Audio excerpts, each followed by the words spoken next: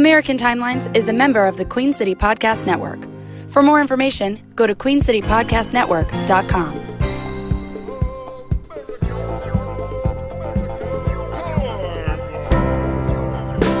So now I'm obsessed with time. Come on, tell me about the time. Had it all in my head tonight. Had the time of my life. Let's get rolling, baby. All right, ready? Yeah. Okay. Welcome to another episode of American Timelines. I'm Amy. And I'm Disco Joe. I'm rocking and rolling. I'm strutting and strolling. I'm thin. I'm hardy. I'm going to come to your dinner party. Okay. Are you a morning DJ or something? I'm a morning DJ. I'm Disco Joe. I'm rocking and rolling, strutting and strolling. I got, like Paul Simon, I got diamonds on the soles of my shoes, and I'm always rhyming on time, and I got a cold brew. All right. I'm Disco Joe. I'm ready to rock and roll. Hey, wake up. For your morning commute. Good morning for your morning commute. We're going to get wild out there. There's always a boing. I know there always is. It's true. Boing, boing, boing, boing. Boing. That's going to be our new thing from now on. Boing. Think of boner sound. And thanks for joining us. That was episode 40. Yep. Is this episode 40? Yeah, it's time to go. That's it. That's all the time we have. Oh, my God. Episode 40. I think it's episode 40. Well, let's get started. Let's get ready to roll. Right so this is a pop culture history podcast. Yeah, it is. You know what it is? You know what it is? I think here's the problem. Go ahead. What? Go ahead. Okay, this is... Say your spiel, and I'll critique it. This is a pop culture history podcast where we explore pop culture history, weird, wacky, wild things that have happened year by year. And this year... or this day, we are talking about the year 1975. Yeah, we're in a 75. But I think the thing is, I'm afraid our description doesn't do it justice. I think when people listen, they're like, oh crap, that's really interesting. So we need to focus on it's not just history. Like, we're not covering history year by year. Because if we tell people, hey, we're going to talk about history, they're like, I don't want to. I thought we didn't need to know dates. Like, nobody wants to know history, but it's not the stupid, boring stuff that's in legislature, right? Of or course. in your textbook. It's the crazy, weird shit that happened that you didn't hear about. Think of it as things that would have gone viral if there was a YouTube, yes, or if there was the internet. Things that would have been Twitterized if there was a Twitter. Okay. Maybe glad we figured that out. Maybe we need to call it that. Glad we cleared that up. Because the things we talk about are crazy shit that happened, and then pop songs. So what's the first? Well, if you just to put perspective on what the world was like, we left 74 with Helen Reddy as number one song, with our only good song, Angie Baby. You remember how awesome that song was? Helen Reddy is the best. Awesome. No, it was awesome. Helen Reddy is the greatest. I take back everything I said bad about her. She was great. That song made me feel better. Okay. About everything about her. But so that was the number one song. Christmas was over, and we're entering a new year. It's New Year's Day. Everybody's waking up with hangovers from partying in the 70s. That's right. All kinds of crazy drugs, and who knows who they were sleeping with. Everybody's covered in sex juices, and they're waking up the next morning all feeling terrible. Where were you in the 70s? With tight pants on. Jeez. I wasn't born yet.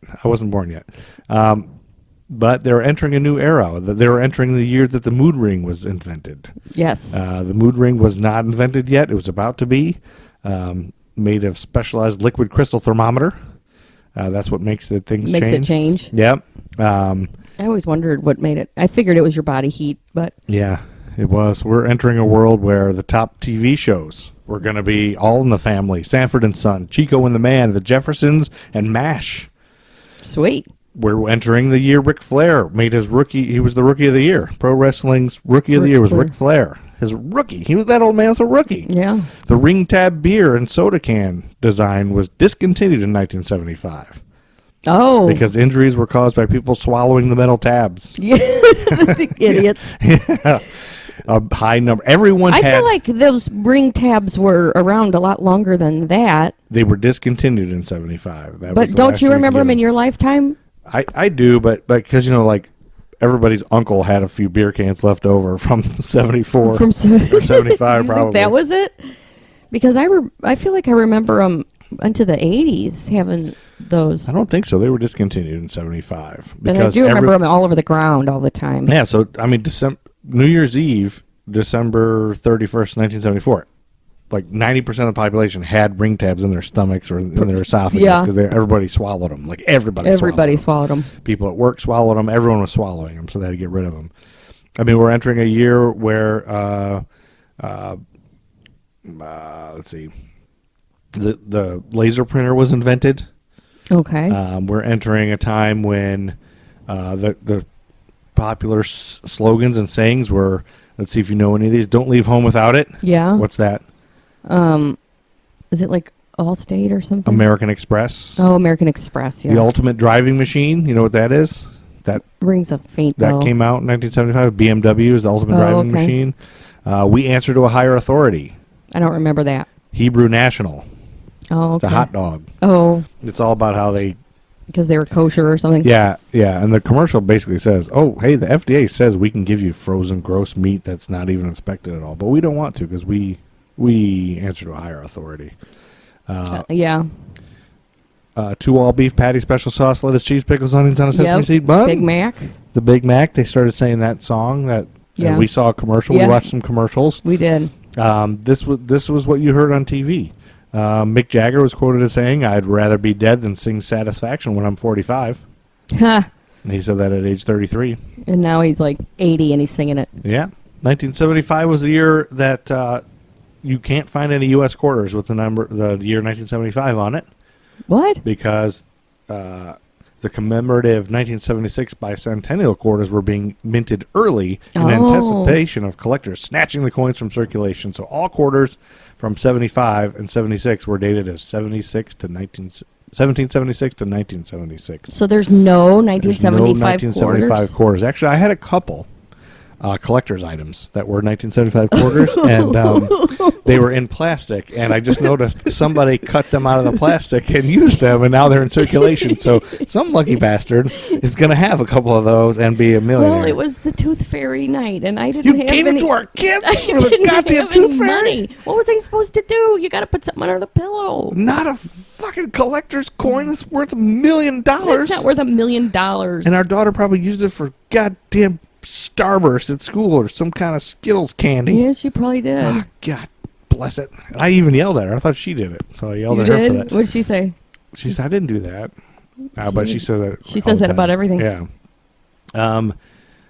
Also, in January 1st, Playboy's... Well, I don't know if it's January 1st, but I just put this there because I couldn't find a date. But All right.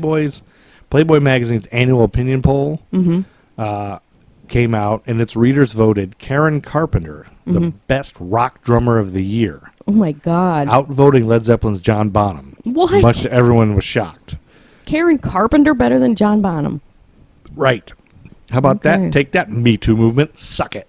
Oh, my God. Clearly insulted, John Bonham quipped, she couldn't last 10 minutes with a Zeppelin number. And then she died of anorexia.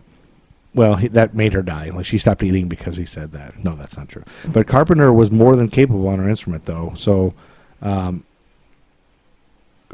know, people were probably upset because she was a lady. That's probably part of it. Yeah, And women were not known for being drummers. It wasn't common. It wasn't even cool. I didn't even know she was a Karen drummer. Carpenter. Yeah, she was. She was good, I think. At the time, no other female drummer had reached the same level of prominence or achieved as much worldwide acclaim, yet there was Maureen Moe Tucker of the groundbreaking Velvet Underground. But despite its long-lasting influence, the Velvet Underground didn't come close to the commercial success of the Carpenters. But I also read somewhere where she, after John Bonham said she couldn't last a minute with Led Zeppelin, she actually learned a bunch of Led Zeppelin songs. Oh, really? And there was some recording somewhere of her just rocking the shit out of it. And What? she was awesome, yeah. Really? I looked everywhere, I couldn't find it, but that's all rumor and innuendo, so we don't know if that's true. Didn't Sly and the Family Stone have a female drummer too, or no? They had a female on something that was not There was a traditional. lady in that Yeah, group. I thought she was the maybe. drummer, but maybe not. Maybe you're thinking of Sheena Easton. No, I know I'm not. Or Sheila E. Which one's which? Sheena Easton and Sheila E. Which one's the one that drums? Sheila E. Okay. I get those two mixed up, only because they both sang with Prince. Did Sheena Easton sing with Prince? I think one of them sang, your body's hecka slamming, right? You got the look. That was Sheila E. Was Sheila E. Yeah. And the drummer? Yeah. Oh, maybe Sheena Easton didn't. Who's Sheena Easton then? She's saying, "My baby takes the Yeah, I think she morning did train." Hecka Slamming. She got red hair. Yeah. Yeah, she sang the "You She Got did? the Look." Yeah, Oh, I think. God damn it! I know. I always got those no. two We mixed got a up. bunch of people yelling at the podcast. We'll look it up. We'll look it up. Yeah, we're gonna have to do that. I'll just look it up right now so we can just avoid this problem. Okay. What are you gonna type in? Prince, you got the look. You can hear me typing. Type sounds. Actually, it's a common Google because Prince, you got the look, female singer. It's Roxette. No, it's not. I guess she's got the look. It's a different thing. It's a white chick with red hair. It just shows a picture. Well, I know what Sheena Easton looks like. Sheena Easton, I thought, was an African American lady. No, Sheena Easton is not. She's Australian. Oh, she's Scottish. Or Scottish. That's right. Okay, that's Sheena Easton. Oh, it was Sheena Easton? It was Sheena Easton. Is that who? Yeah, I didn't thought it know was? that. But you No, thought it was it's Sheila E. I thought it was Sheila E. Sheila E's the drummer, though. Yeah. Sheena Easton's the Scottish lady. Yeah. Yeah, it was Sheena Easton. Oh, it was. See? Is that picture? Oh, I thought it was Sheila E. See? Sheena Easton. Oh, yeah. And then but Sheila E did something with Prince, too. Okay. But they both have E and Sheena names. So I know. it's I confusing. get it. I get Okay, your... I'm glad you understand why I'm glad we confused. went on this trip together. But we already talked about this back in the 80s. I know we did. And we we've already still don't forgotten. remember. God, we gotta stop doing meth. Yes. Oh man, my teeth are falling out because of it. Anyway, wait, why did we talk about? What were we? Oh, so yeah, Karen Carpenter is better, and she could shred. Except shredding isn't on the drums, on the guitar, I guess. But Yeah. she could tear up a good drum set. And here's another thing that also doesn't really have a date. It happened throughout '75, so I'm just gonna go ahead and cover it now because right. it kind of, there's no drop dead date for this. Okay. Bob Chandler, a former construction worker. Do you know Bob Chandler by any chance? No. Okay. Because he was a former construction worker from the St. Louis, Missouri area, more specifically Ferguson. No, really? Yeah. He began building the first Bigfoot in 1975 using the Chandler family's 1974 F-250 four-wheel drive, and he found that automotive shops in the Midwest. Oh, generally- Bigfoot car. Bigfoot truck. Yeah, monster is the first I monster thought he was truck. building a Bigfoot No, the first monster. monster truck. Shops in the Midwest didn't carry the parts he needed to repair his frequently wrecked 4x4. To remedy this problem, he and his wife Marilyn, along with friend Jim Kramer, do you know Jim Kramer? No. They opened up a shop called Midwest Four-Wheel Drive and Performance Center in Ferguson, Missouri. Do you know where that is? No. I thought you were from I Ferguson. was from Ferguson, Oh. but I don't remember that. The shop moved to Hazelwood, Missouri in 1984. Do you My know mom where would probably Hazelwood is? remember this, maybe. But that remained Bigfoot's headquarters until 2015 when they relocated to Pacific, Missouri. Okay. So he made the first monster truck. The truck's first attention-grabbing modification came when he heard of an idea proposed to the U.S. Army of making steering capable on both axles of their four-wheeled vehicles. So that in the event of breakage in the front axle, it could simply be switched with the rear axle and held straight with a pin so that the vehicle could resume regular use with steering. Okay. So he invented the first 4x4x4. What is that, tractor tires they put four-wheel on drives those? and four-wheel steering. Yeah, but I think this is all on the steering first before they got to be gigantic. Oh, okay. That was the monster truck. That's how monster truck started. Fascinating. And also, the United States Gold Reserve Act of 1934 outlawed most private possession of gold, forcing U.S. citizens to sell it to the Treasury. Americans could not freely own and trade gold again until 1975. What? Yeah. Did you know that? No. Isn't that weird? That is It weird. really makes you feel like it's just a minute ago. I We were in know. the gold rush and the crazy. Well, it was because of the war, right? Yeah. Wasn't that the gold rush? Yeah. What are you talking about? No, I'm saying it's the United States Gold Reserve Act of 1930. Oh, it was, it wouldn't let people because of the war, is what you're saying. Yeah. But just. Yeah, I don't know what I was talking I about. don't know what you're talking about either. It's like gold rush. I don't know what I was talking about. Americans could not freely own, trade gold again, but they could. Yeah, I don't know. You what were I was off on thinking. La La Land. The 49ers. What? That That's not. The 1849ers? That's not. Or was it the It's not 1749ers? It's not even. No, it has nothing to do with that at all. Nothing at all. Gold. There was gold. Gold in both stories, Yeah. I guess. Yeah. Oh, my God. Yeah, just like MC Hammer's. He had gold. Rolled gold pretzels. No, I don't know what I was even thinking about. No, I don't I was either. kind of like half listening to myself as I was reading it, I guess. So I wasn't. You didn't know I was going to call you on it, I guess. Well, yeah, sometimes you just go with me on things. Yeah. And then we have our first new number one song of 1975, Elton John. You want to guess? Oh, that Philadelphia Hold on. Freedom. Nope, you were wrong. It's not Philadelphia Freedom. Well, he had about a shitload of He did. number ones. This is when Elton John just started fucking Turning coming it to out. prominence, Yeah. tearing it up. He was in a movie. He starred in a movie. He was? You'll see. He connived to get the part. I Lucy, can't wait. Lucy in the I can't Sky wait. with Diamonds. Oh, yeah. So he redid this song. Yeah, I didn't know. I didn't know he did that. Yeah, he did. And this, I think, all was part of the whole bet. Remember last year we talked about he sang, he helped John Lennon with Whatever Gets You Through the Night. And he said, this is going to be number one. John Lennon was like, no, this is shit. It's not going to be. And he said, I'll make you a bet. If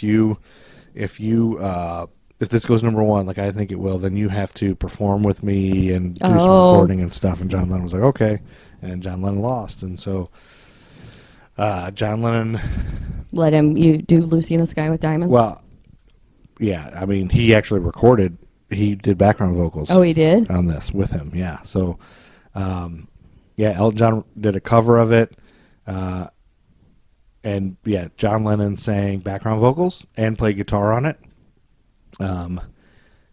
with him. So, and if you listen to it, you can tell. Like, it sounds really, it's really good. It sounds good.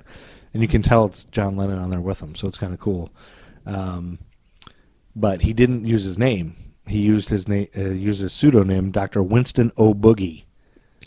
Winston was John Lennon's middle name. So I don't know if my mom called me earlier and said, "Hey, I remember all this stuff in the '70s. You don't know what you're talking about. I lived it. I remember it. You're a dumbass." Yeah. But Mom, I bet you didn't know that. She probably did. She bet knew you didn't everything know- about John Lennon. I bet you didn't know Dr. Winston O. Boogie. I don't know Maybe if she did. knows She everything. probably did. She Well, probably. what I'll do is I'm going to call her after this, like maybe tomorrow, and I'll try to record it Yeah. and say, "Mom, did you know that?" And I'll Splice splice it it in in. right there. Okay. Because maybe she did. Because I mean, she's got 100 books about him and everything. But here's the other cool thing. But don't tell her before you record it. Like, don't I tell won't. her the question. And don't tell So her. you get an honest reaction. Oh yeah, and I won't tell her I'm recording. Well, I don't know if you should do that. She'd be like, by the way, Grandma's a cunt. I can't live with her anymore. I think she'll say that even, If she's even though she knows I'm recording. Yeah. Well, I don't know. I don't know about that. well, you went for it on that one. You just dropped the C word. I think that just makes us that just changes our rating to an NC-17 or something. Sure. I would never say that word. You know, in like Australia, they use that freely. Yeah, to everybody's a cunt. Everybody's a cunt. Everybody, I can hardly say that because I'm just so aware of how people don't like that. Really? Yeah. Yeah, they say everybody's a cunt Everybody's a chunt over there. with 6 T's. That's from Hello from the Magic Tavern, which is a podcast that by Earwolf that I can't stop listening to. So if you like stupid, ridiculous podcasts, listen to that one. All right. But one thing I discovered with this song was recorded at Caribou Ranch. Mm-hmm. Have you ever heard of that? Caribou Ranch. No. Do you know what that is? No. So I was like, it just said, it was recorded at Caribou Ranch. Like you should know what that is. Yeah. And I noticed in Wikipedia, this is where I found all this, that it was underlined. So that means, there's some information about Caribou Ranch. So I clicked it, and it's kind of a famous recording studio. Over 150 artists recorded at Caribou. Okay. Caribou was in somewhere in the mountains, like of Colorado somewhere. Billy Joel, Carole King, Chicago, Dan Fogelberg, David Cassidy, Deep Purple, Earth, Wind and Fire, Wow. Dio, Eddie Rabbitt, Frank Zappa, Jeff Beck, Jerry Lee Lewis, John Denver has to be in that John list. Denver, Chris Yeah. Christopherson, Michael Jackson, Nitty Gritty Dirt Band, Peter Frampton, Phil Collins, Rick Derringer, Rod Stewart, Sheena Whoa. Easton, Steely Dan, Stevie Nicks, Stephen Stills, Supertramp, The Beach Boys, Tom Petty, U2, War, Waylon Jennings, and more. All those people. All those. Wow. And That's it was star-studded. star-studded recording studio, and so it burned down. I had a thing about what it. We're going down a rabbit hole here. Anyway, yeah, I know. So I got too far into it. I was like, oh my god, this place burned down in the 80s or something, and then they tried to revive it a couple different times, but finally in January 2015 they sold it, and it was in Denver, somewhere in Denver. But the remaining rock and roll memorabilia was auctioned off. Over $800,000 was raised from more than 1,500 bidders. The items sold included a baby grand piano used by Elton John, Frank Zappa, and Michael Jackson. Wow. Which sold for $52,000. Hammond organ and Leslie speakers used by Chicago, Earth, Wind, and Fire, Stephen Stills, and Rod Stewart. That's sold for over $11,000. President Grover Cleveland's bed, used by many artists, including Elton John, Michael Jackson, and Jerry Lee Lewis. That sold for $11,000. I don't know why. Grover Cleveland's bed? I don't know. It doesn't make sense. This is according to Wikipedia, so maybe a jokester got in there and edited that, but that's what it says. And then a 1985 black Corvette with custom caribou plates, which was often used by celebrities visiting the ranch. Val Kilmer drove the Corvette during his run in Hamlet at the Colorado Shakespeare Festival in 1988. Wow. Corvette sold for $10,625. Okay. And a Victorian horn chair from the recording studio game room. So I don't know why that's not significant. But so it sounded like when people went up there to record, it was just like a mountain town where there's nothing else to do. Nobody knew anybody. Smoke a bunch of pot, and all the celebrities went there to record. That's where the money is. Make a recording studio, man. Everybody will come to you. I guess so. That's the way to do it, man. Let's do it. Let's start a recording studio. You want to? Okay. Well, maybe this room right here that we're recording our podcast in. I don't think that. A lot of people tell me, like, I can tell you firsthand, it's not very comfortable. That's fine. A lot of people are like, hey, that sounds like a professional studio. You No, guys they sound do unbelievable. not. Nobody's saying that. Yeah, they're saying, is that a professional studio? I'm like, no, it's my kid's playroom. No, nobody said that. They didn't? No. Not any. One not guy. even one. Not even one. Jeff, the bartender. No, he didn't say He said it something. sounded fine. It sounded fine is different from saying it sounded like a professional podcast. He doesn't know what a podcast is. Oh, okay. So that He doesn't understand podcasts, so he's on episode 1 of ours right now. Oh, boy. He's 20 minutes into it. And he's like, I don't really understand what a podcast is, but it sounds fine to me. It sounds fine to me is a lot different from that sounds very professional, like a professional podcast. Maybe I stretched, maybe I exaggerated a little bit. Sounds but fine to me. Jeff doesn't even have any hair. He's just a bald guy. He loves the Panthers, and he's a bartender. Okay. So his opinions, he's I don't know what his hair has to do with anything. He's everyday Joe American. He's a nice fella. What's next? He's just always in a good mood. I like that guy. Shout out to Jeff. You won't hear this for a while because you're on No, I episode know. 1. We won't hear this for quite a while. You'll hear this. If he sticks with it. I'll be dead by the time he hears this. Yep. Well, he can't figure out how to listen to podcasts in his car. He doesn't know how to plug his phone in. He's like, I'm sure it can do it. I just don't know how to do it. This is a fascinating story right here. Yeah, it is. Well, this will be more exciting. How about the premiere of Wheel of Fortune on NBC? The first time it was ever on was Monday, January 6th, 1975. Can you imagine those two people? Was Vanna White on it originally? I don't think so, because Chuck Woolery was the original host. Oh, he was? I was going to make you guess that, but I didn't. I just said it. Didn't. I wouldn't have ever guessed that. But there was a problem in 75. It did really well in daytime people rating in the hours. 70s were all about game shows. Oh, Game Show City, baby. Game shows were everything in the 70s. But Chuck Woolery, there was a problem. Chuck Woolery was like, yo, we're doing great. We're doing way better than Family Feud. I need to be making that Richard Dawson money, bitch. Oh. I want that Richard Dawson money. I want them Richard Dawson dollars, them long dollars, and you know this. Richard Dawson. So That's your, like, so Merv the Griffin. pinnacle of your career is Richard That's Dawson. what he said. I want them Richard Dawson long dollars. Yash. Dawson no. Doe. The Dawson Greenbacks. And Merv Griffin offered to increase his salary to $400,000. Yeah. However, Woolery refused to take less than $500,000. Oh, so Merv Griffin said, bye-bye. Well, NBC offered to pay Woolery the other $100,000, but Merv Griffin was fucking pissed. He was like, "No, no. You don't fucking play Merv Griffin. I'm the motherfucking My cousin Merv." Katie met Merv Griffin. Really? Yep. Did she sleep with him? No. She said that he's super gay.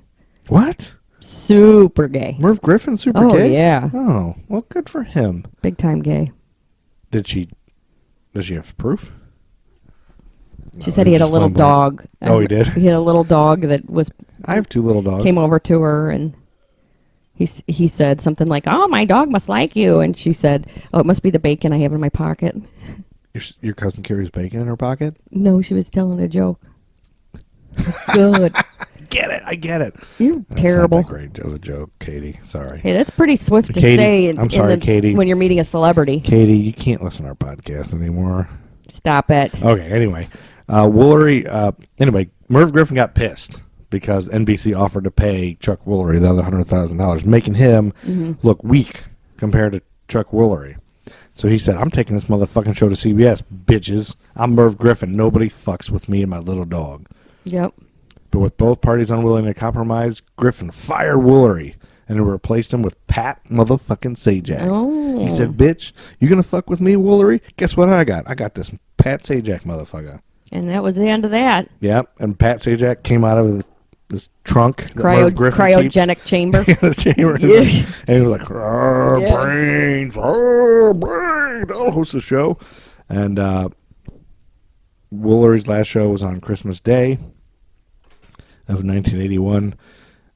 So he lasted a while. Oh, yeah. That wasn't until 81, but it was just some Wheel of Fortune notable things. But did you know that when there was a commercial break in the middle of a puzzle, the contestants would be asked to turn their back so that they couldn't study the board? Oh. Because I always thought that if you just give me some time to just stare at this, I'm going to figure it out. Right. And I always thought, well, they're going to figure out the commercial break or whatever. I never thought of that. Well, I guess I didn't know that the commercial breaks were real. Like, I thought they just said, "Okay, commercial break, okay, we're back," and they just edited it in later, but I guess not. I don't know. They probably couldn't do it then or something. That's according to IMDb, so maybe that's wrong, too. And then Saturday, January 11th, the number one TV show that year that was All in the Family, on January 11th, they had an episode called The Jeffersons Move On Up, and this was actually the pilot episode of The Jeffersons. Oh. But it was All in the Family. Yeah.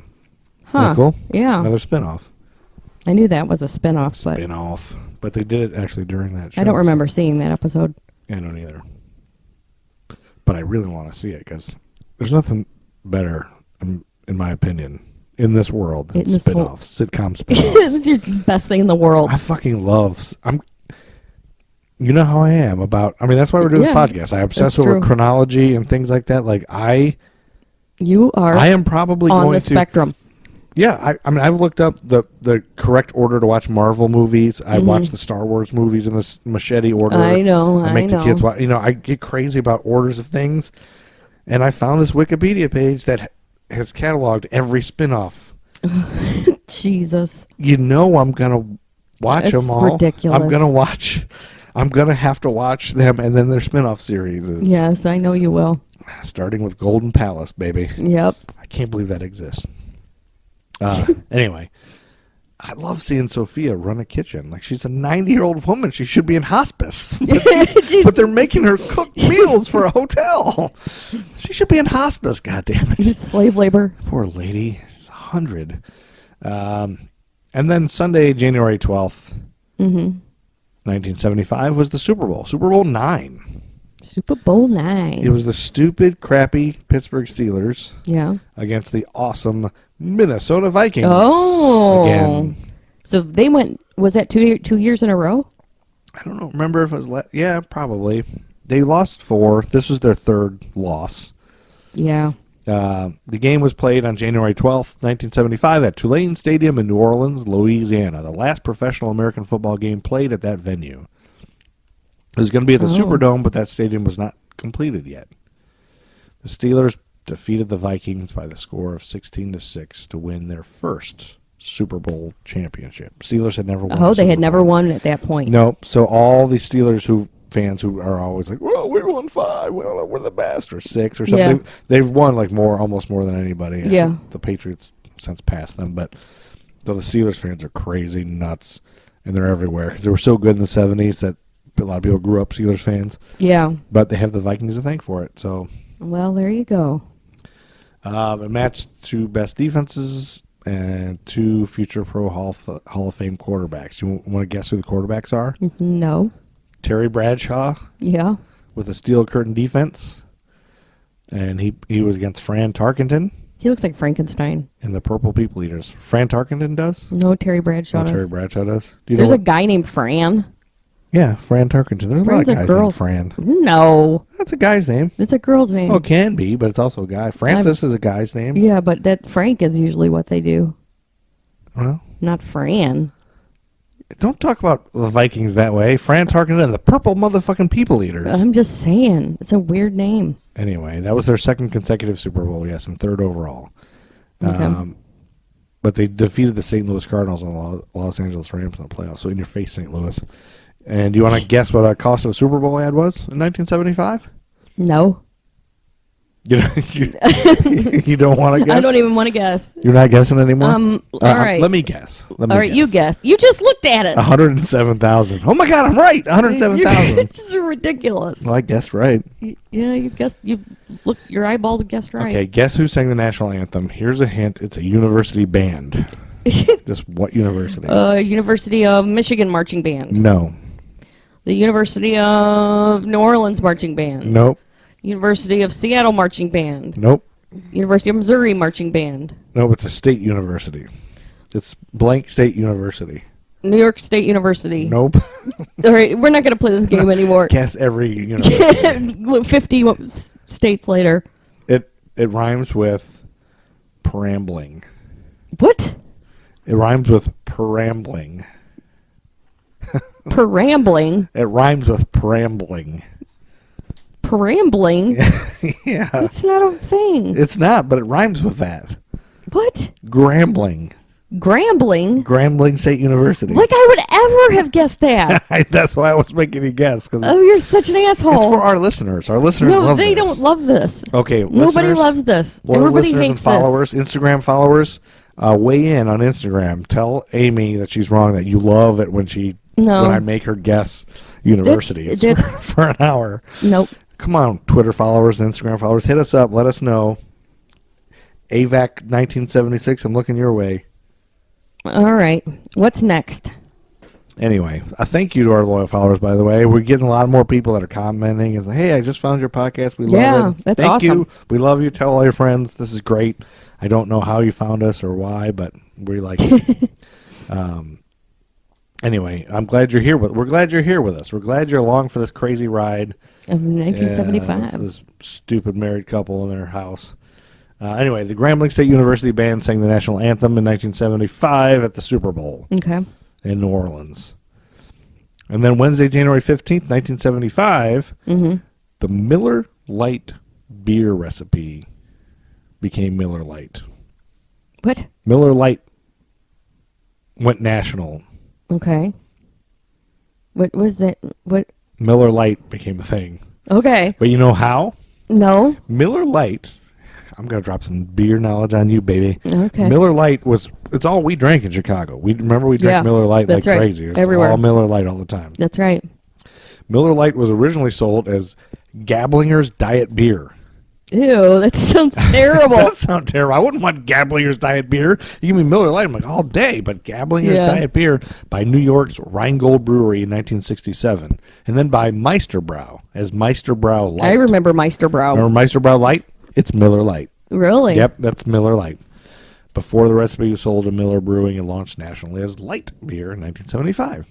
According to VinePair.com, the true father of light beer was Dr. Joseph L. Oades, a biochemist and Rheingold Brewing Company employee who, in 1967, formulated a beer with reduced carbs and calories by removing starch. Okay. And its creation was dubbed Gablinger's Diet Beer, and it flopped. It's all in the name. It's all in the name, people. Yeah, it is. So then he shared his recipe with his friend at a Chicago-based Meisterbrau brewery, and they launched as Meisterbrau Light, targeting diet-conscious consumers. And then Meisterbrau went bankrupt in 1972, and Miller swooped in for the sale of 3 of Meisterbrau's brands, including Meisterbrau Light. Okay. So there you go. How about that? Miller Lite. Fascinating. The Miller Lite history for you. Okay. We're never gonna get to March. There we are. We can cut some stuff. Yeah, I got way too much stuff. You got way too much Yours stuff. isn't until March? Yeah. Okay, I'll go quickly. Saturday, January 18th, 1975, Barry Manilow takes over the Billboard charts. Yes, with... Can we guess? Oh, Mandy. Yes. And you gave and shot me from shaking. And you gave without taking. This This was originally called Brandy. Mandy. Oh. It really was, but they to avoid confusion with that Brandy, Brandy? you're Yeah. a fine girl, they Yeah. changed it to Mandy. And it's not about Barry Manilow's dog. That's a myth. Oh, is that what people said? People think that, I guess. Okay. And then Saturday, January 18th, the Jeffersons spinoff was full go. Their own show was on Saturday, January 18th, 1975. Mm-hmm. Thursday, January 23rd, 1975, Barney Miller premiered on ABC. Okay. Friday, January 24th, 1975, Larry Fine died from the Three Stooges. Oh. And they were working on a new show in the They early were? 70s. Yeah, the Three Stooges got together for a show called The Kooks, and you can find it on YouTube. Oh, really? Yeah, Did they you were- watch it? I didn't watch it, but I'm going to. I earmarked it for later. But then Larry Fine had a horrible stroke, and then he went into a nursing home in Woodland Hills. Yeah. It's called the Motion Picture Country House. It's like an industry retirement community. So that's where all the geez. celebrities go When they're Yeah. old. Yeah, my uncle's mom, I think, went to one of those because my uncle's father was Hunts Hall, one of the Bowery Boys. Yeah.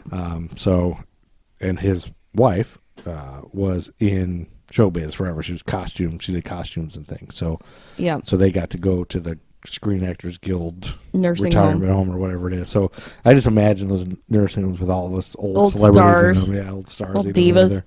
Yep. But Mo was still alive. They'd be a and still pain in the ass, wouldn't they? Oh yeah, they'd be. be Yeah, oh god, it'd pain be in the terrible to ass. work there. Oh, my God. Get me this Yeah. key grip. Get me something. Bring me a coffee. Time for my close-up.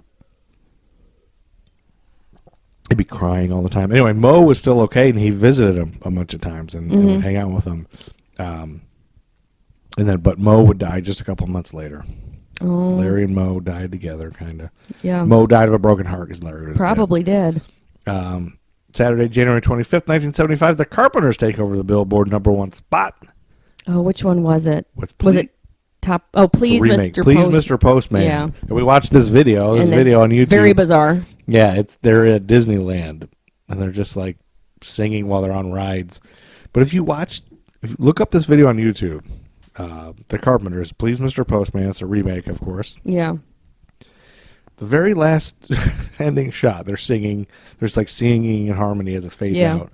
And the guy, who's the guy with Karen Carpenter, and who's the guy? I don't know. The other Carpenter guy. Yeah. There's a moment where they just focus on him, and his eyes trail off. He's just for a moment, he's like, what the fuck am I doing with my life? Really? For a moment, I think was he gonna start crying or something? Why am I even here? And they're singing together, and she's all into it. He's Is just it that he has a look like that at he's the just got end? this look That fucking what am I bitch. fucking doing? Why? I'm gay. I need, Yeah. I just Something. something there's something wrong with him there. So I Oh just my happened to God, notice that's that today. funny. I wasn't watching that. So I don't know. I feel like I saw that. Maybe I didn't. And then February 1st, 1975, Neil Sedaka takes over the #1 spot on the Billboard chart, and he's wearing a white suit in this goddamn video. And this is a song recorded by Neil Sedaka, but the song was written by Phil Cody. Okay. And Cody reports writing the lyrics in about 5 minutes after smoking marijuana and falling asleep under a tree for a couple of hours. Oh, jeez. You know what song? No. Ooh, I hear laughter in the rain. Yep. Ooh, how I love the rainy days. That's right. Yep, Yeah. something. There you go. Something, so that's something, it. Neil Sedaka's terrible. Yeah. Well, and it's like he's dressed up like a sex symbol, Yeah. but he's But so he looks like, not. But he looks like your uncle He or does. your neighbor who's mowing his lawn. Yeah. Yeah. It's It's the weirdest dopey thing. looking guy. Now, I do want to be careful. I've had some friends of ours write and say, hey, you really hurt my feelings when you say these songs suck and we really like them. Brian McCartney loves Paper Lace, apparently. You're not listening to enough of them, and stop saying things suck just because you don't like them. So But Neil Sedaka. But Neil Sedaka sucks. So Yeah. I'm sorry, Brian McCartney. You probably love Neil Sedaka. He probably got a tattoo of Neil Sedaka on his butthole. inner thigh, or his butthole. I guess I should go right for the butthole. And then Tuesday, February 4th, 1975, unusual animal behavior in China alerted Chinese officials to an imminent earthquake. So they ordered an evacuation, saving over 100,000 people Wow. in Haicheng.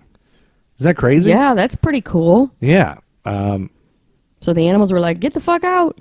Yeah, the prediction was allegedly based on reports of changes in groundwater and soil elevations over the past several months, as well as widespread accounts of unusual animal behavior. Oh. So I looked a little deeper. I was like, what is this animal behavior? We're like dogs just freaking out. Yeah. Like our dog freaks out way before there's a thunderstorm. She does. So she predicts them too. And then sometimes she just freaks out for no fucking reason. So That's that's right. the whole problem. You can't ever tell. So some of these things were, let's see, I looked up, rats and snakes appeared frozen on the roads. Weird. Starting in February 1975, reports of this type increased greatly. Cows and horses looked restless and agitated. Rats appeared drunk. Chickens refused to enter their coops, and geese frequently took to flight. Like, these animals, Don't geese normally take to flight? they just always take to flight. They I don't know do. how you would notice it. Yeah. Shit. But think about it. Nobody had any phones to look at. Yeah, all so they were looking at the animals. All they were doing was watching around them. But That's sad. so they said Sad that we don't have that there anymore. were a lot of deaths still, but it actually prevented. They think it prevented over 100,000 people. That's pretty They're cool. In touch with the animals. The animals. And then February 8th, 1975, the Ohio Players take over the Billboard number one spot. Fire. Yeah. Yeah. That's a pretty good song. Yeah, it's a great. And if you can find some videos of these guys Yeah. on YouTube, Woo! these guys are fun and funky. Yeah. Like, they're wearing crazy clothes, and they're just They're nuts. like, this is who I wish was still around. Like, these Mm-hmm. dudes, like, should just be everywhere on every street corner. Like, Yeah. whoops, I got beer on the keyboard. Great. Ruin the party. Well, God damn it. you have a towel? No, I don't have a fucking towel. I guess I'll be just slurping this up off the keyboard then. Ew. Oh, that's. What are you gonna do? You're You spilled beer on the disgusting. keyboard. You can't leave it there. Oh, it's still on there. I guess You I'll use my don't. You shirt. don't spill it on the keyboard. But is I what did, you do. But I already have. There's You nothing I can do. don't be a fucking pig about But I everything already all have. the time. So what do I do? Do I get up and get a napkin, or do I just Get up lick and get a suck fucking it? napkin. No, I'll just use this. No, don't use that. That's like an eyeglass cleaner. No, I'll just use another part of it. Sorry. Oh my I god. don't even- That's I don't why we even- don't have anything nice. That's why this house is a shithole. Because I opened up one beer. Because of shit like that. I I'll opened just one use beer. this somebody's eyeglass cleaner and clean the beer off the keyboard and then throw it back down. Throw it.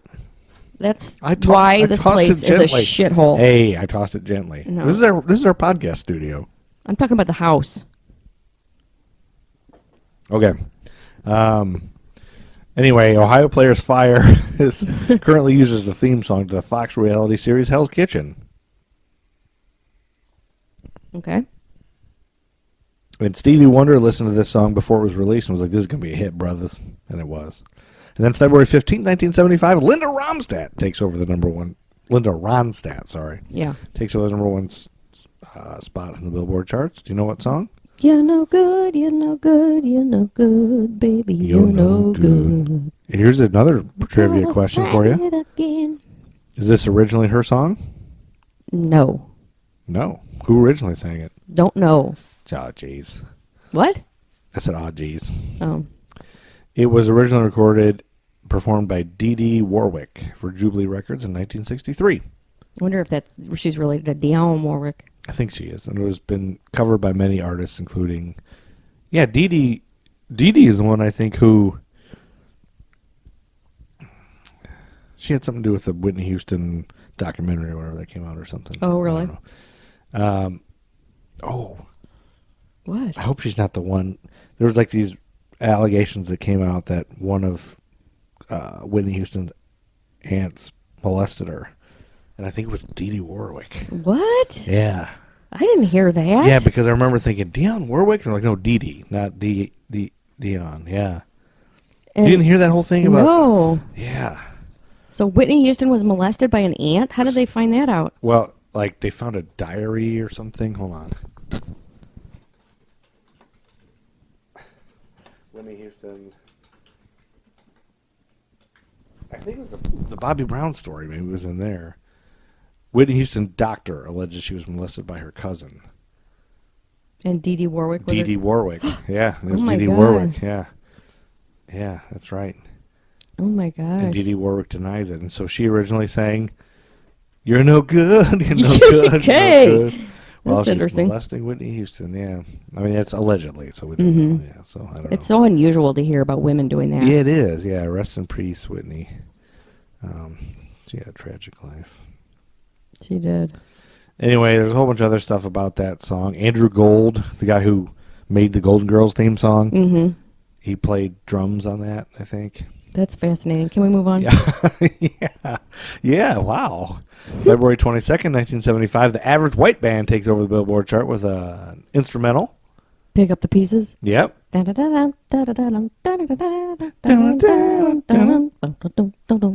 I feel like I know that song from something. What do I know that from? I don't know. I know it from all of my disco compilation Like, CDs do they just that I play get. it? They just play it on all the disco things? Like, is it? I feel like it's a theme to the It show. could be. But I looked it up online. Nothing rang a bell. But I had a bunch of disco CDs, and it was on there. I feel like it was on a movie soundtrack or something. Maybe Pulp Fiction or something. I don't know. I don't know. I don't know. Listeners, if you know what Average White Band, pick up the pieces, like what it's from, like why would I know? It's like a prominent song that I feel like I Like hear in a lot. movie that you... In a movie or a TV show or somewhere. I mean, maybe they just use it a lot in 70s Yeah, they shows, could. like Boogie Nights or something. I don't know. But it sounds really, really well known. I mean, I guess they played it a lot. Because it was only number one from February 22nd to February 28th. And then that's March 1st, the Eagles took over the next day with You Get the Best of My Love. The Best of My Love. You the get best the best of my my love. love. I was How Deep Is You? Oh, sweet darling. You know who wrote this? Glenn Fry? Nope, Don Henley. Duh. Duh. He pretty much had a 50-50 shot. I know. And I don't know the difference between Don Henley and Glenn Fry. No, I don't either. And Steve Winwood, and who's the other one? There's another Bruce one. Hornsby, Bruce Hornsby. Was Bruce Hornsby in the Eagles too? I think. And no, Steve Winwood? I don't know. They're all the same guy to me. I know. Any of them. And Glenn Campbell. No, Glenn Campbell's not. He's a country guy. Anyway, it was written by Don Henley, Glenn Fry. Oh, you were kind of right. It was written by Don Henley, Glenn Fry, and J.D. Souther. I'm sorry. So Don there Henley's you name was go. just listed first, so you were kind of right. But Henley sang lead vocals, and Glenn Fry recalled, I was playing acoustic guitar one afternoon in Laurel Canyon, and I was trying to figure out a tuning that Joni Mitchell had shown me a couple days earlier. I got lost and ended up with the guitar stuck up my ass. No, No. you're making I some got up. lost and ended up with a guitar tuning for what would later turn out to be The Best of My Love. And according to Don Henley, much of the lyrics were written while in a booth in Dan Tana's restaurant, close to the Troubadour. Okay. The maitre d' of the Dan Tana, Guido, was thanked in the liner notes of the album. The maitre d', but not the waiter? Or did you say the maitre d' and the waiter? The maitre d'. Oh, okay. The lyrics were inspired in part by Henley's breakup with then-girlfriend Susanna Martin, who went on to murder 10 people. No, that's not. You're making some She shit might up have. now. Susanna Martin might have. No, she didn't do that. She probably just settled down, had a nice family, and probably tells everybody, I used to date Don Henley. She probably does. He's a real gross wiener. All right. He had 3 balls.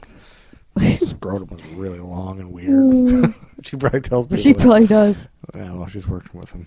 I know Don Henley's scrotum looks like. Sunday, March 8th, 1975, Olivia Newton-John takes over the Billboard chart with the worst song ever. Have you never been mellow? Just when you think Olivia Newton-John can't get any worse.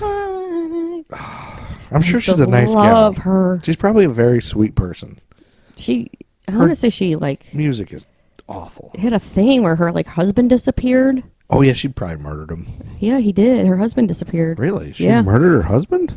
No, Well, what year did that happen? Why didn't we cover that? I don't know. It was in the 2000s, I think. No. I think Whitney Houston, Olivia Newton-John's husband. Check it, babe. No, I think her husband just died. No, I think he disappeared. John Easterling? Yeah, I think. Just Google wants to know his age. Olivia Newton-John's former boyfriend found in Mexico Oh, they found him? after going Missing. missing 12 years ago. Huh. It was her boyfriend. Well, you know, she's probably singing all those terrible songs. I would disappear too if I had to listen to any of those goddamn songs. I didn't know they found him. Oh God, I want to disappear just because you like those songs. I don't like them anymore. When I was a kid, I did. Well, that's the only thing keeping me from disappearing for 12 years in Mexico. Okay. So there you go. Tuesday, March 11th, 1975. Lynette Squeaky Fromm confronted Danny Goldberg, who was the publicist for English rock band Led Zeppelin, Yeah. which was performing concerts in the U.S. as part of its North American concert tour. She said she had to see Led Zeppelin guitarist Jimmy Page because she had foreseen something evil in its future and thought it might happen that night during the band's concert at the Long Beach Arena. She swore that the last time this had happened, she had seen someone shot to death before her very eyes. Goldberg persuaded her to write a long note to Page, after which, when she left, the note was burned, and he never gave it to Jimmy Page. Oh. Boom. And later, Squeaky Fromm said, well, that's why Robert Plant had a stroke, or he had some kind of accident, car accident, or something happened to Robert Plant. She said it was because of that. That's what she was trying to warn him of. Apparently, yeah. And then Thursday, March 13th, 1975, the fifth top grossing movie came out, Shampoo. Oh, God, this looked bad. Yeah, we watched the preview for this. Never heard of this ever. I don't think Shampoo. Yeah, with Warren Beatty, starring Warren Beatty as a hairdresser who bangs all the women in Hollywood, I guess. Yeah, Julie Christie and Goldie Hawn. Yeah, so he was actually dating Julie Christie. Oh, he was at the time, but he was banging Goldie Hawn in real life. Yeah, in real life. Yeah, the tagline of this movie is "Lovers undo a hairdresser from Beverly Hills around Election Eve, 1968." This was Carrie Fisher's screen debut, but Lee Grant claimed in her 2014 autobiography that everybody knew Goldie Hawn and Warren Beatty were sleeping together, and Ned Beatty too, even though he was still involved with Julie Christie. Was Ned Beatty in it too? No. Oh, you're making I'm up. just pretending that Warren and Ned Beatty were both banging Goldie Hawn. Gross. Even though he was still involved with Julie Christie. The lead character was actually based though on actual hairdressers, Jay Sebring and John Peters. Oh, Jay Sebring's the one who got murdered at the Manson murder. Really? Yeah. Wow. So it's tied into that last Manson thing. Yeah. With Squeaky Fromm. Wow. Is it Fromm or Frome? Frome. Frome? Can I say Fromm? Some people say Squeaky Fromm. Good. Then I'm going to keep saying it. F-R-O-M-M-E would... I think it would be Frome. Nah, it should be Fromm. I think you're wrong. There would be one M if it was Frome. Right? Maybe. I don't know. Carrie Fisher's debut. Anyway, that movie looked terrible. It did. And dumb. And Warren Beatty and Ned Beatty are the same person.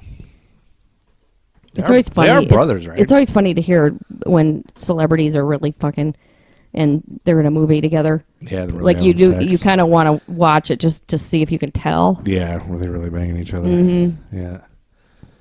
Yeah.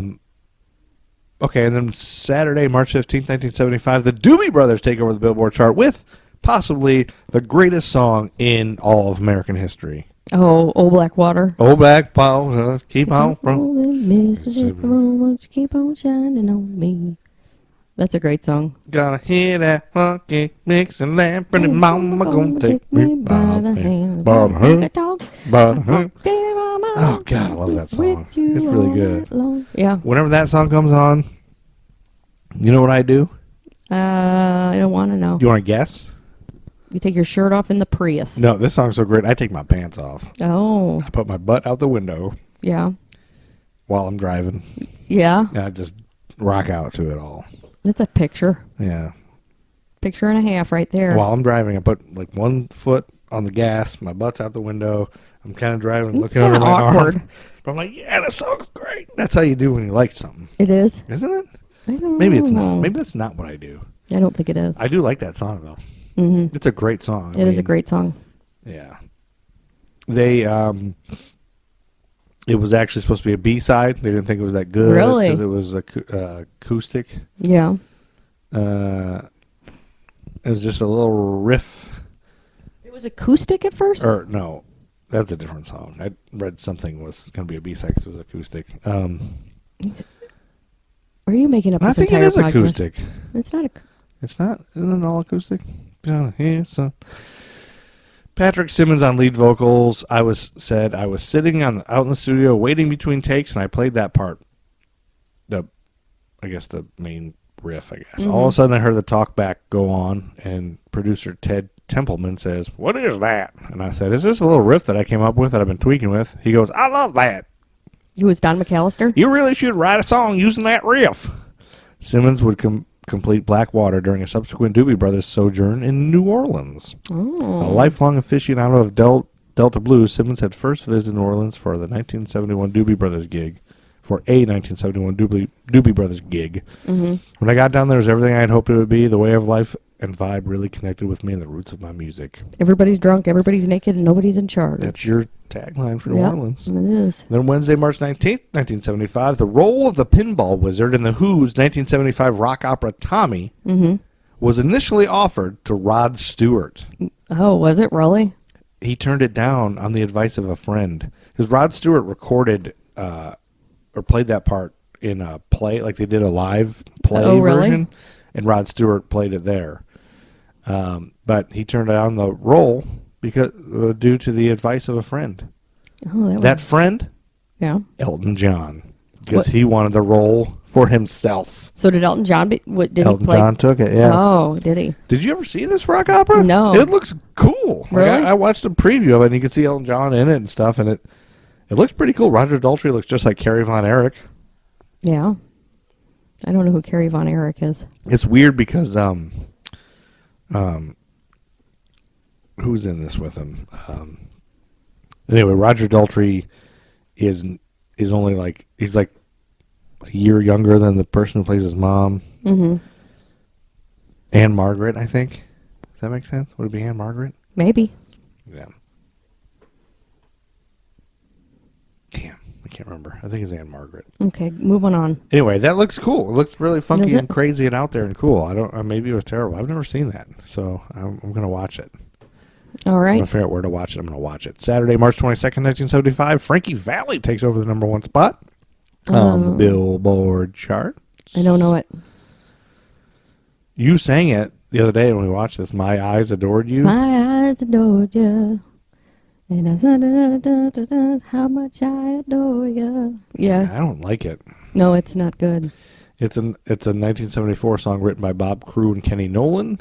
It was originally recorded for by the Four Seasons in early '74, but after the Motown label balked at the idea of releasing it, the recording was sold to lead singer Frankie Valli for $4,000.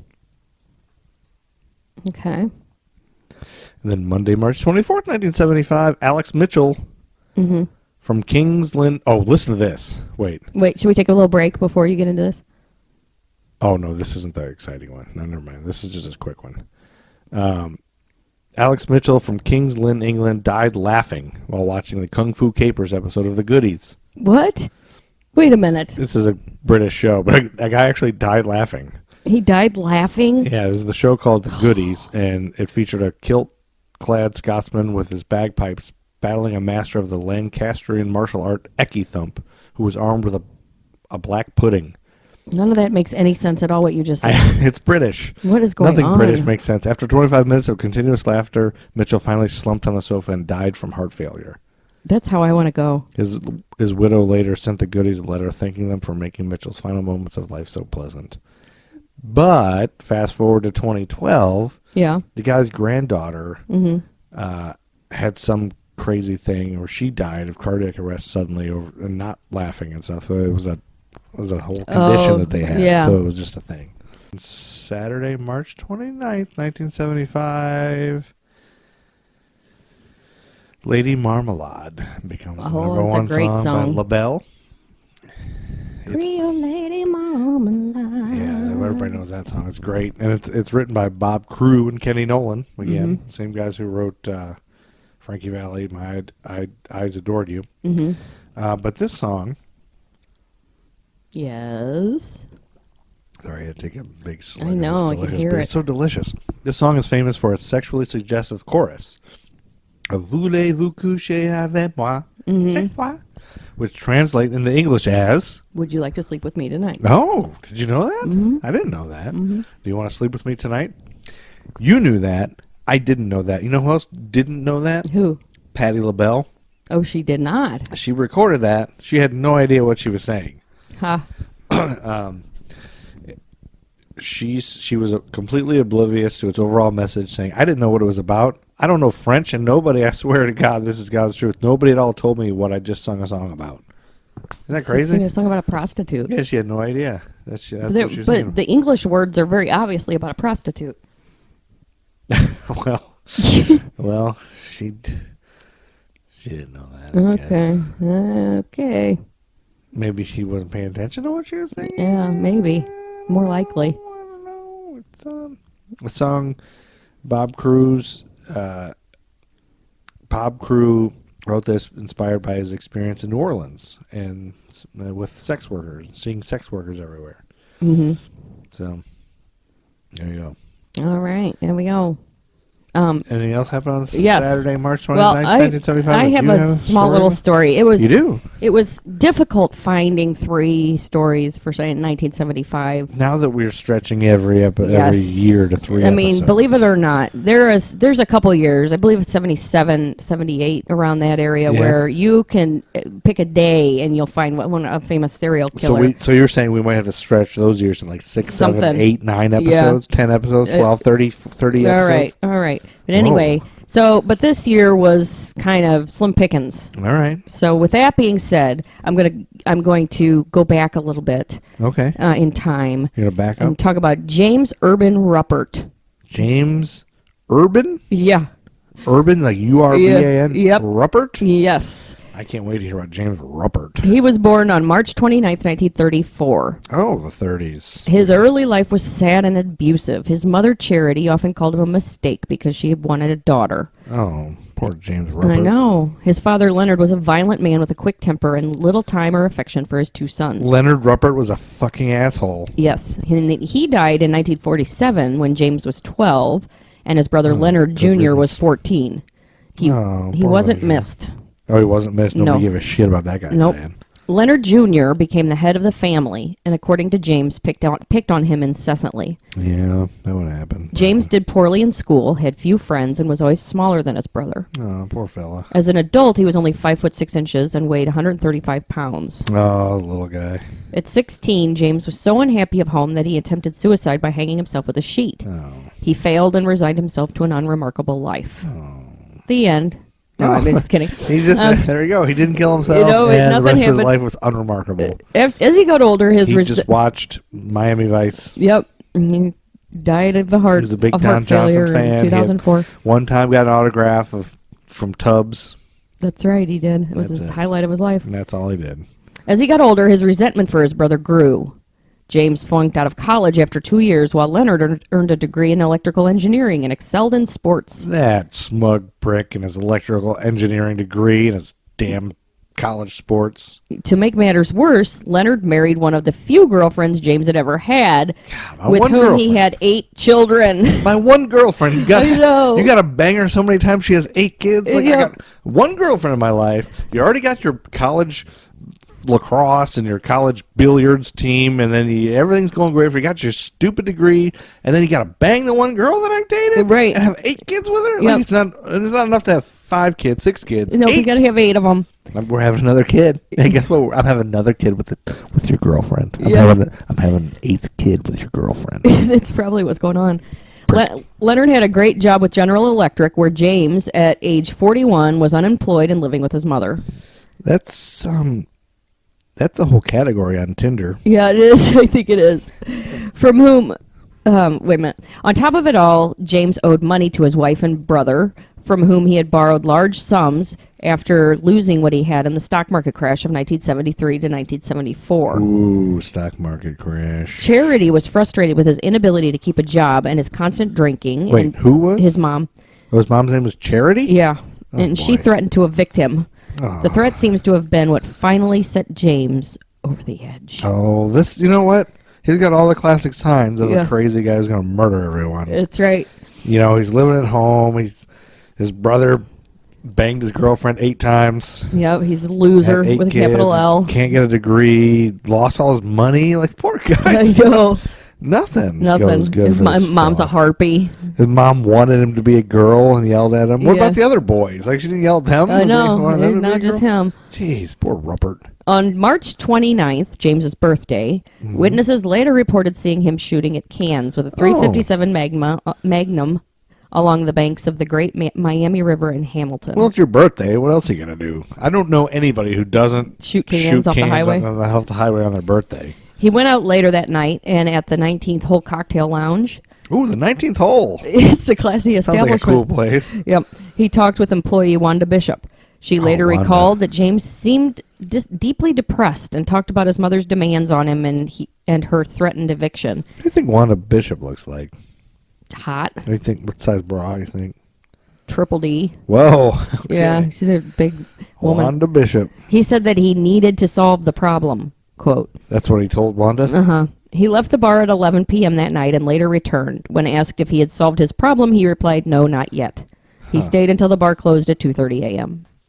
On Easter Sunday, March 30th. Oh, Easter. So wait a minute. On that 29th when he was spotted shooting cans. Yep. That was the same time that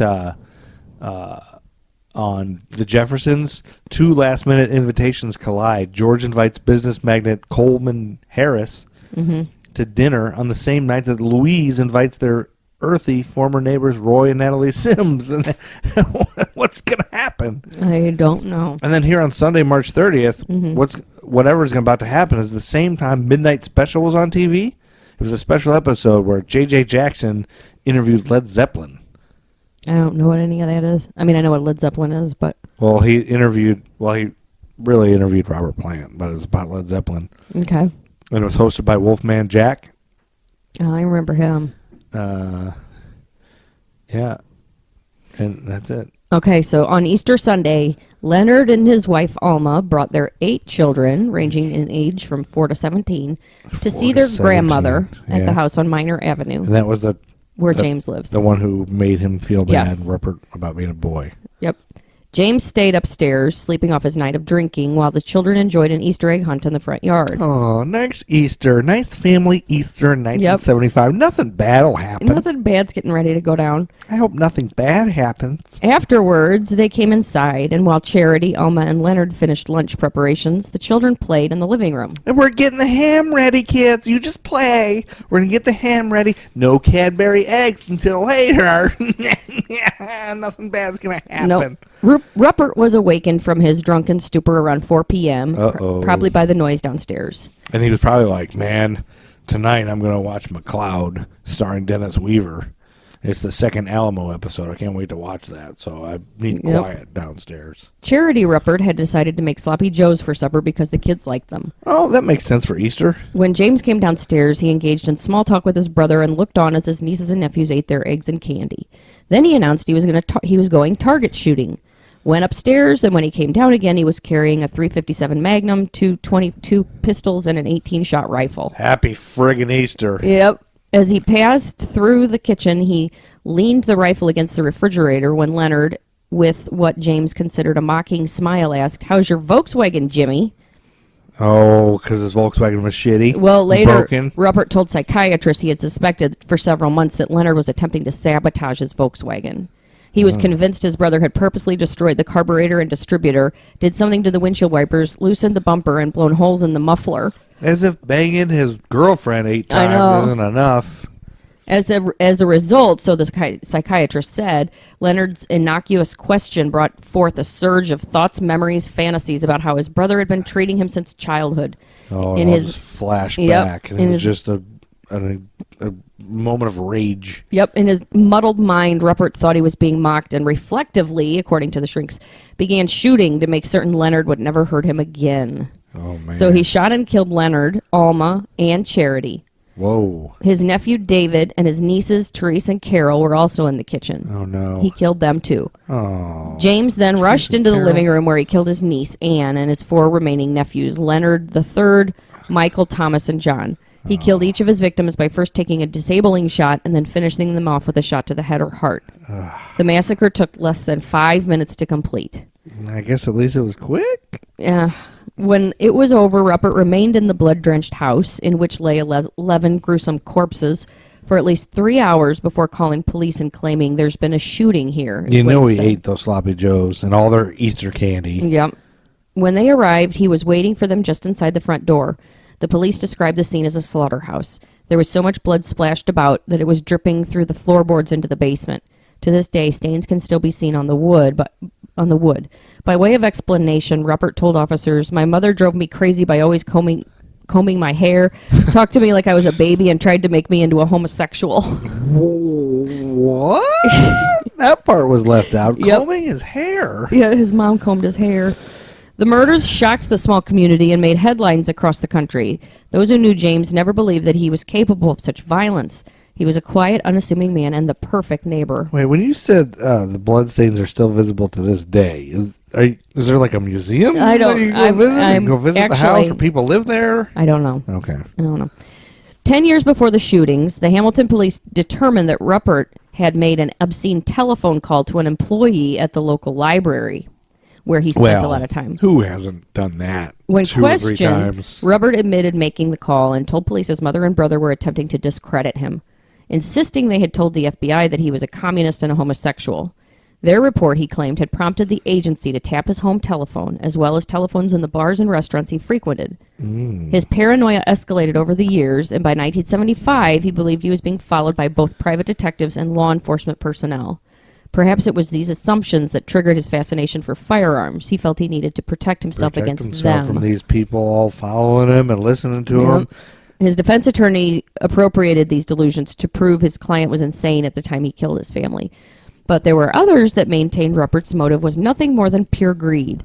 His mother and brother, they said, had a substantial sum in savings, life insurance, real estate, and investments, and Jimmy wanted it. Well, no. Murdering everybody's not going to get it to you. I mean, like he would have tried to secretly murder them if that was the case. That's right. And I think there's a whole thing here about this homosexuality obsession. Like this Yeah. whole, she's trying to make me one. They think I'm a communist homosexual. Like he probably was just gay. Right. And it was so frowned upon or secret then that he couldn't find anybody to support him probably. Well, and if his mom's combing his hair. Yeah. Where did this happen? Ohio. Ohio? Yeah. What part of Ohio? Well, the trial comes up and it's in Findlay, Ohio, actually. Findlay, Ohio? Yeah. That's real close to where I'm from. I know. And why didn't I hear about this? His mom's combing his hair, but that doesn't have anything to do with anything, except that's weird. Prosecutor John Holcomb believed them and argued that the defendant's actions were part of a master plan to enter a plea of not guilty by reason of temporary insanity and be sent to Lima, the state mental hospital. Okay, yeah. where Then he he'll get out and get all the money. eventually Okay. be declared sane and then walk out with $300,000. You know, Lima, just to interject here, Lima is the home of Kewpie's Hamburgers. If you ever find yourself in Lima, there's really nothing else to do but go to Kewpie's Hamburgers. There's still 3 locations, I believe. They used to be all over Ohio. We used to have them growing up, and they were the best burgers and fries and malts. Kewpie's was the best. However, the couple remaining Kewpies are kind of weird. There's one where they have a creepy Kewpie doll, like drilled to the wall. Oh, that's weird. But it's still like left over from like the 70s. Like they still have all the 70s decor. Yeah. But it's still like it's like all natural food. Like the cheese is natural. The burger, maybe it's not, but it tastes like real food. Real delicious food, and it's awesome. So go to Kewpie's Hamburgers. It's awesome. Okay. Shout out, Kewpie's. Under Ohio law, Ruppert could not have inherited if found guilty of murder, but if deemed insane at the time of his crimes, he could get it all. James was arrested and charged with 11 counts of aggravated homicide. He refused to answer any questions and was very uncooperative. He made it clear that he planned to offer an insanity defense. Prosecutors believed that he planned to plead insanity and then, after being cured, would be released and to inherit the $300,000. I already said that. Come on, big money, big money. The original trial was held in Hamilton. A 3-judge panel found James guilty of 11 counts of murder and sentenced him to life in prison. A mistrial was declared, and a second trial was held in Findlay, Ohio, about 125 miles north, since it was decided that James could not get a fair trial in his hometown. Hometown of? Hamilton. Oh, Hamilton, Ohio. You said that, yeah. The second trial began in June 1975, and prosecutors offered new evidence about James's target shooting and statements about solving his problem. In July, he received a new sentence of 11 consecutive life sentences in prison. James appealed, and a new trial was granted in 1982. Oh. Defense attorney Hugh G. Holbrook convinced... Hugh G. No, wait, Hugh D. Sorry. Oh, I was hoping it was Hugh Jass. Hugh G. Rection. Hugh G. Rection. Hugh G. Rection. Convinced his client he was insane. Personally funded the hiring... Sorry, hold on. Personally funded the hiring of expert psychiatrists from all over the country. On July 23rd, another three-judge panel could... it was an autocorrect. Another three-judge panel July found 23rd, James 1975? guilty of 2 counts of first-degree murder. July 23rd, 1975? Yes. They found him guilty of 2 counts of first-degree murder, his mother and his brother. But not insane. But not guilty of the other 9 counts by reason of insanity. You mean they found him guilty the same day Ryan's Hope was on? Oh, I remember that. And the same day Tattletales, the game show, was on? I do not remember that. You know what Tattletales was? No. Quick synopsis. 3 celebrity couples were panelists. Larry Coates and Connie Van Dyke, Dick Gaudier and Barbara Stewart, and William Shatner and Marcy Lafferty. First, either the wives or husbands would go off stage and wear headphones, and their spouses would remain on stage. So celebrity couples? Yeah, celebrity Oh. couples. And their spouses would remain on stage, and via closed-circuit TV, the sequestered spouses would be asked a question about marriage, sex, or other embarrassing questions. They'd be left to ponder it. Their on-stage spouse would then answer how they thought their spouse would reply. Oh. One by one, they were asked their answer. After all 3 answered, the ones who got it right won a share of $150. That's like the newlywed game, kind of. After 2 questions, the spouses changed places for 2 more questions, the last being a $300 question. At the end, the couple with the most money won an extra $1,000. The pot was then split amongst a third of the studio audience in front of them. Okay. I didn't know that existed. I never... Yeah, that's a new one on me. And William Shatner was on it. Okay, so they found him guilty of the first 2 murders, but not guilty by reason of insanity for the other 9. Oh, wow, William Shatner was on that show. Between 1972 and 1976, the death penalty had been suspended in the United States as a result of a pending U.S. Supreme Court decision. Oh. So James could not be sentenced to death for his crimes. And Ruth Bader Ginsburg was only 14 at the time. Or no, she was... She was a lot older She was than that. 71 at the time. Probably. No, I ruined that joke. You did.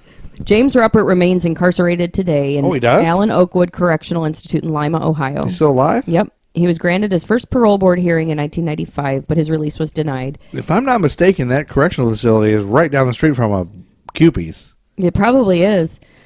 His latest attempt at parole was also denied. There's a very good chance he will die behind bars. Oh. In the wake of the murders, the 11 victims were buried in the Arlington Memorial Gardens in Cincinnati. A year later, the house in Minor Avenue was opened to the public and all the contents were sold at auction. It was cleaned up, carpets were placed over the bloodstains that could not be removed, and it was rented out to a family that was new to the area and had no idea of the horrifying events that occurred there. Oh. They quickly moved out. Yeah, I bet. After leaving the house, they claimed to hear voices and strange noises that they couldn't explain. Lights turned on and off, doors slammed, and thudding footsteps were often heard coming down the stairs. All those people died, those kids, their ghosts are there. They were not the last to move in and quickly leave. A number of other families moved in and out of the house, and none stayed for long. Wow. All of them reported sounds and voices that could not be explained. What? The house was abandoned for several years, but the last family that moved in reported nothing out of the ordinary. Whatever eerie haunting that had plagued the previous tenants was over at last. Perhaps the echo of the shocking events of 1975, which seemed to leave an indelible mark on the house, had finally faded away. And perhaps after more than 40 years, the spirits of the Ruppert family can finally rest in peace. Oh, that was a very good story, wrapped up with a little bow. You like that story? No, I bet, even though the fact that it's sad. That I like that there was a haunting in it. Yeah, there's a haunting in it, too. That had everything. That had everything. It had the good. ghosts. It had the horrible murders that you write. It didn't even have any rapes. No rapes, There was honey. 0 rapes. Honey, no rapes. That was in like a one. great, you were just saying that was a terrible story at the beginning. It was a great story. Oh, No good. rape, ghosts, and brutal murders that you love. Now, I'm thinking it's sad that he's going to die in prison alone, but he's probably got 100 women that go and They do conjugal visits. Or want to marry him. Yeah, because if it made it the papers, Yeah, but women he's want to marry. gay. Oh, Remember? you think gay guys do that too? Crazy gay guys? I don't. You never hear about he'd crazy be happy. gay. He'd be happy in a prison if he was gay. We're on a bunch of men. Well, he wouldn't need to have conjugal visits. well, yeah, but maybe not the men he wants. Like just because you're gay doesn't mean you want. No, Some I guy understand power that, you. but you got a pretty good selection in there. That's true, So he's probably happy behind bars. but maybe he's not gay. I'm pretty sure that's That's probably what the crux frustrated. of his problem. You see a frustrated, closeted gay, and well, it just kept mentioning you the gay can't keep thing. them under. They think I'm a gay communist. Like, yeah, is it the communist thing? Yeah, That's the gay thing. You know, like what? It is. Nobody cares about your communism. Yeah. Yeah. All right. I think that is where we got to wrap it up. 1975 was a crazy year. We've already got crazy stuff. We're going to leave it at that. That was good. That was a great story. Good. And Oh, it had good. everything and no rape. Thank you Yes. for keeping the rape out of it. I'll Or try. maybe you edited it out. I don't care. Just we don't. There need was to no talk- rape. There's enough rape in the world. Yeah. There was no rape ever. No rape. Good. No raping. Okay. Although you don't know what he did with those bodies. Thank you for listening. All right. Thank you for listening, everybody. Yeah, I Please love rate, you review, all. subscribe, And yeah, and just so you know, Matt Truman sings the intro song to this podcast and the outro song.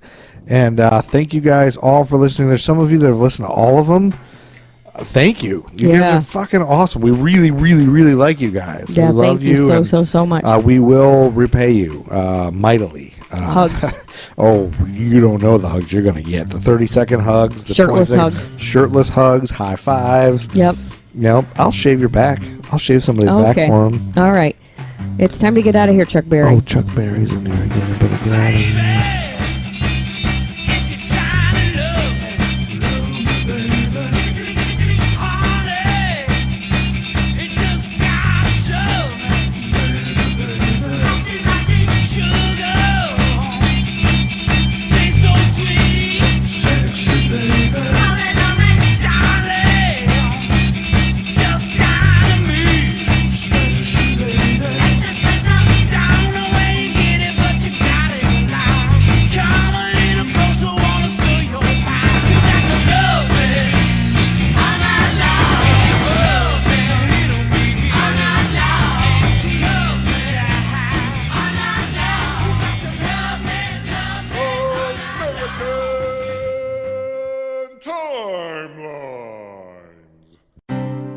American Timelines is a member of the Queen City Podcast Network. For more information, go to queencitypodcastnetwork.com.